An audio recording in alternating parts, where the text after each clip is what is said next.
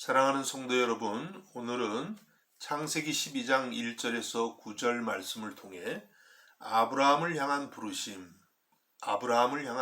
이런 제목으로 말씀을 나누겠습니다. 여러분, 우리가 어느 직장에 들어가면 우리는 그 직장에서 우리를 선택한 그런 목적에 따라 일할 수밖에 없습니다. 마찬가지로 하나님께서 우리를 부르신 것은 분명한 목적을 갖고 계신다는 것입니다. 몇 주 전에 우리가 부살렐과 오홀리압의 부르심을 생각했습니다. 하나님께서 그들을 부르신 목적은 성막을 짓기 위한 것이었습니다. 이와 같이 하나님은 우리 성도들을 부르실 때에 분명한 목적을 갖고 부르시는 것이죠. 그래서 우리 성도의 삶은 아무런 목적도 방향도 없이 사는 그런 삶이 아니라 하나님의 부르심을 따라 살아가는, 그러니까 하나님이 우리를 부르신 그 목적이 우리의 인생의 목적이 되는 것입니다. 특별히 이것을 가장 잘 가르쳐주는 성경의 대표적인 인물은 아브라함이라고 하겠습니다. 아브라함의 부르심을 살펴보면 우리를 향한 부르심도 깨달을 수 있는 것입니다. 첫 번째, 하나님은 아브라함을 복의 근원으로 부르셨습니다. 오늘 말씀 2절과 3절을 읽어드립니다. 내가 너로 큰 민족을 이루고 내게 복을 주어 내 이름을 창대하게 하리니 너는 복이 될지라. 너를 축복하는 자에게는 내가 복을 내리고 너를 저주하는 자에게는 내가 저주하리니 땅의 모든 족속이 너로 말미암아 복을 얻을 것이라 하신지라. 하나님이 아브라함을 부르신 이 목적은 우선은 큰 민족을 이루어 주시겠다고 했습니다. 그리고 아브라함의 이름을 창대하게 널리 퍼지게 하겠다고 말씀을 했습니다. 실제 아브라함은 정말 그 이름이 창대하게 됐습니다. 그래서 이스라엘이 아브라함을 조상으로 여기는 것은 물론이고 또 오늘날 회교도도 그들의 조상을 아브라함이라고 그렇게 생각합니다. 또 우리 기독교인들 역시도 아브라함을 우리의 믿음의 조상으로 여기고 있습니다. 정말 아브라함의 이름이 크게 된 것입니다. 그런데 하나님께서 아브라함을 부르신 이유는 이렇게 단순히 자신의 이름이 크게 되는 것뿐만 아니라 이제 아브라함이 받은 그 복을 온 세계에 함께 나누는 그런 복의 근원, 복의 통로가 되도록 부르셨다는 것입니다. 그래서 아브라함을 통해서 예수 그리스도가 오시고 그 예수 그리스도를 통해서 수많은 사람들이 하나님의 구원의 복을 얻게 된 것입니다. 갈라디아서 3장 14절에 이렇게 말씀합니다. 이는 그리스도 예수 안에서 아브라함의 복이 이방인에게 미치게 하고 또 우리로 하여금 믿음으로 말미암아 성령의 약속을 받게 하려 함이라. 예수 그리스도 안에서 아브라함의 복이 이방인에게, 바로 저와 여러분에게까지 미치게 되었다는 것입니다. 그렇습니다, 여러분. 하나님은 우리를 부르실 때에 우리에게 단순히 복을 주시는 것으로 끝나는 것이 아니라 복의 근원 또는 복의 통로로 우리를 부르셨다는 것입니다. 우리는 언제나 이 하나님의 부르심을 잊어서는 안 될 것입니다.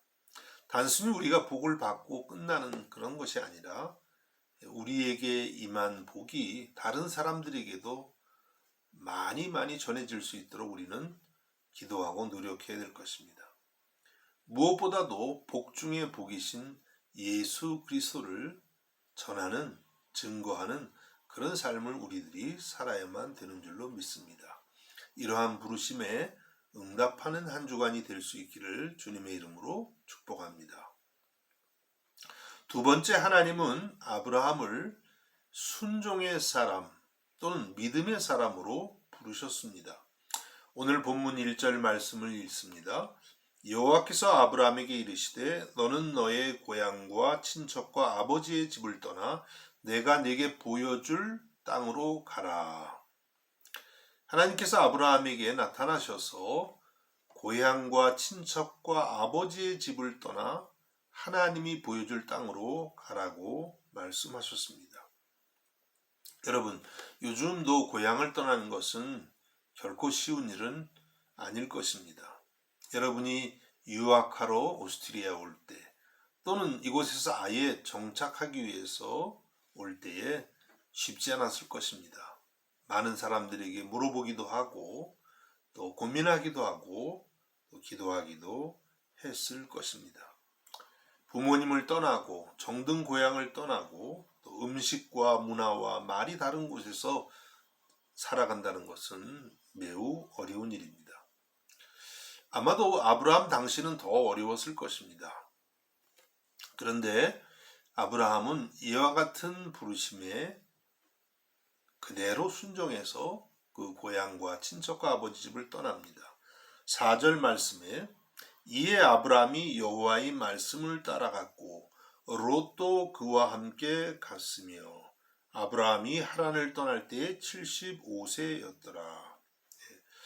아브라함은 여호와의 말씀을 따라갔다고 했습니다.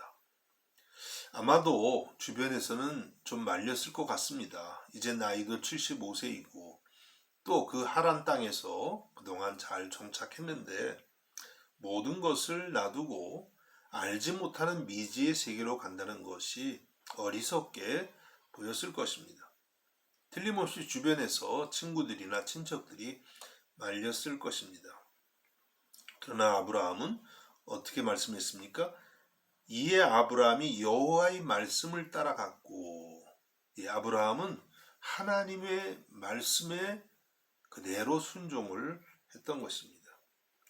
여러분, 그렇습니다. 우리가 하나님을 믿는다는 것 또는 하나님께 순종한다는 것은 다름이 아니라 바로 하나님의 말씀에 무조건적으로 순종하는 것을 의미합니다.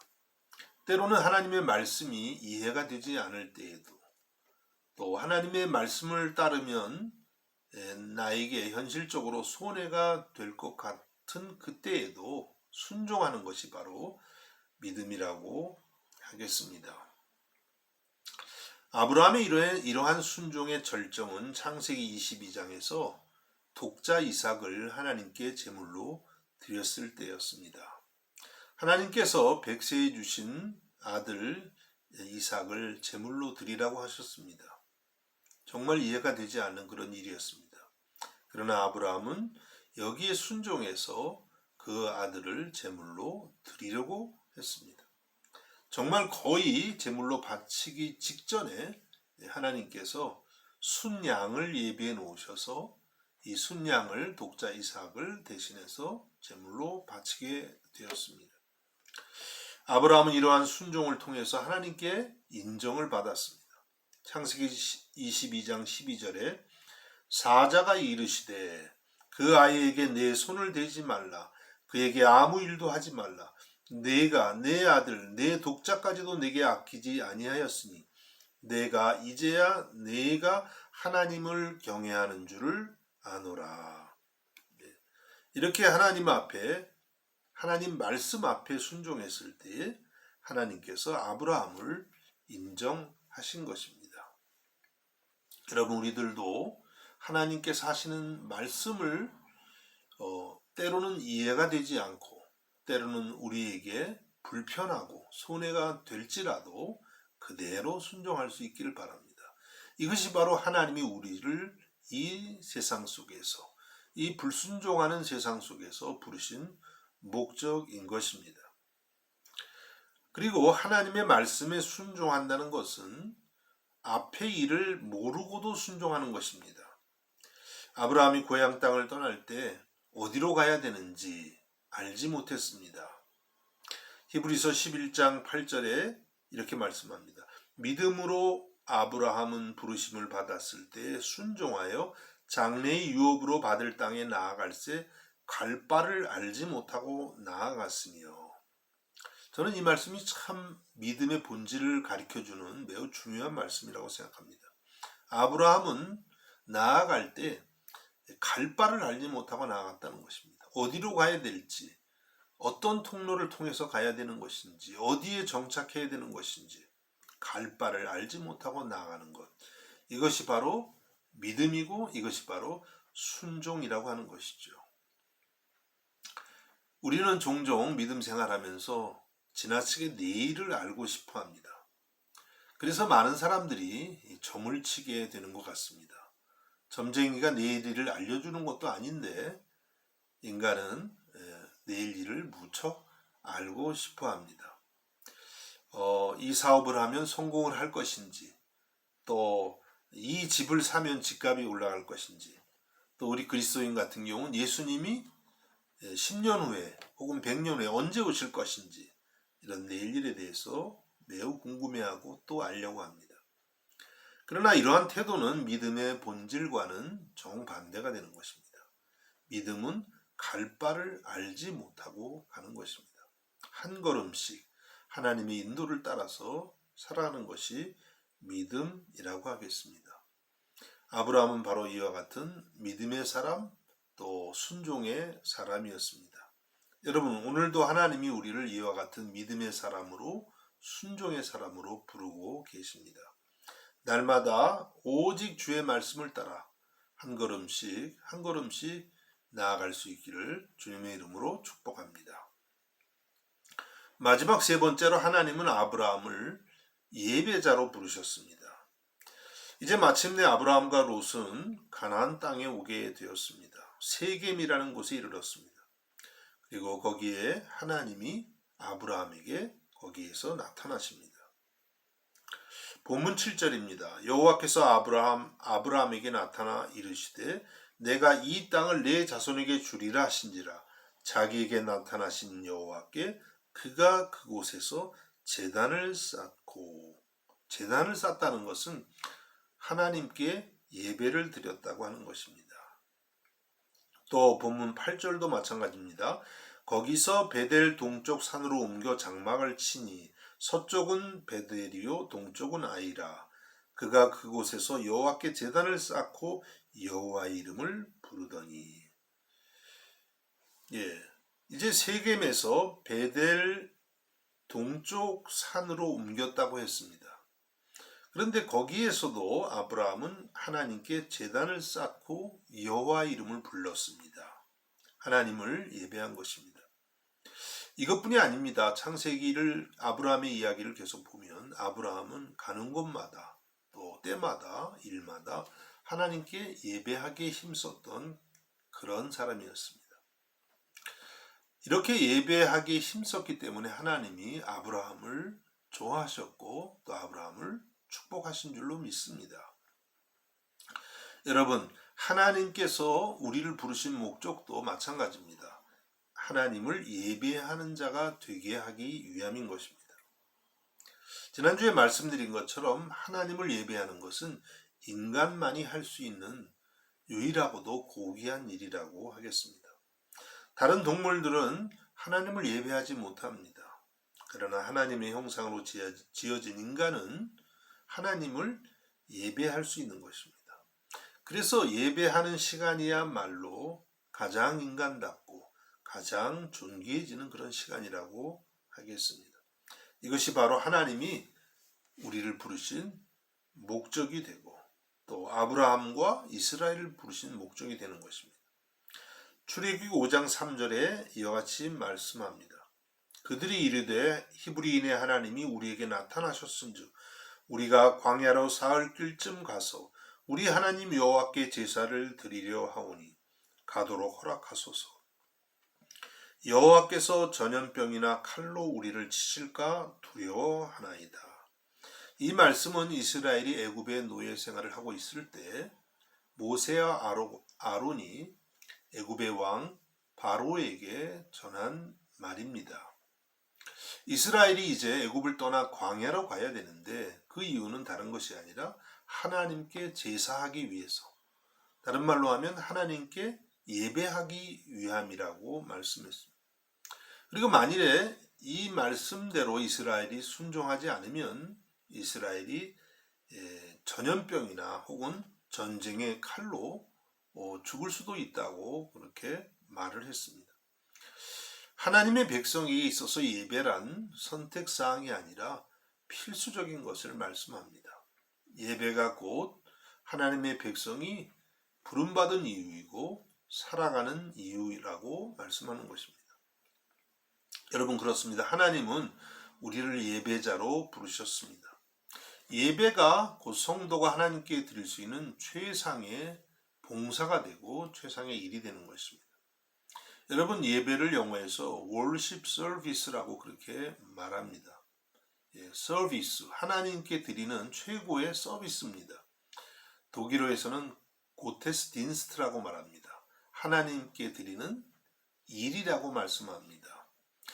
그러니까 우리가 신앙생활 하면서 하나님께 드릴 수 있는 최상의 봉사는 우리가 어떤 다른 일보다도 바로 하나님을 예배하는 그 자체가 하나님께 봉사하는 최상의 것이 된다고 하는 것입니다. 여러분, 이렇게 하나님은 우리를 예배하는 자로 부르셨습니다. 어떻게 우리가 하나님을 예배해야 될까요? 신명기 6장 4절과 5절에 이렇게 말씀합니다. 이스라엘아 들으라, 우리 하나님 여호와는 오직 유일한 여호와시니 너는 마음을 다하고 뜻을 다하고 힘을 다하여 내 하나님 여호와를 사랑하라. 이스라엘아 들으라, 우리 하나님 여호와는 오직 유일한 여호와시니 너는 마음을 다하고 뜻을 다하고 힘을 다하여 내 하나님 여호와를 사랑하라고 말씀했습니다. 이것이 하나님의 백성에게 주시는 최고의 계명입니다. 하나님을 사랑하되 마음을 다하고 뜻을 다하고 힘을 다해 사랑하라는 것입니다. 이 말씀을 우리가 어떻게 지킬 수 있겠습니까? 무엇보다도 예배를 통해서입니다. 하나님께 우리가 날마다 드리는 예배, 또 주일에 우리가 공동체로 모여 드리는 예배를 마음을 다하고 뜻을 다하고 힘을 다해서 드릴 때에 이 말씀을 순종하는 것이라고 믿습니다. 여러분, 하나님은 이와 같은 예배를 우리에게 원하고 계십니다. 또 이렇게 예배할 때에 하나님이 아브라함을 축복하셨듯이 이와 같은 예배자를 축복하심을 믿습니다. 말씀을 맺겠습니다. 여러분, 아브라함을 부르신 하나님이 오늘도 저와 여러분을 동일하게 부르고 계십니다. 복의 근원이 되라고 하십니다.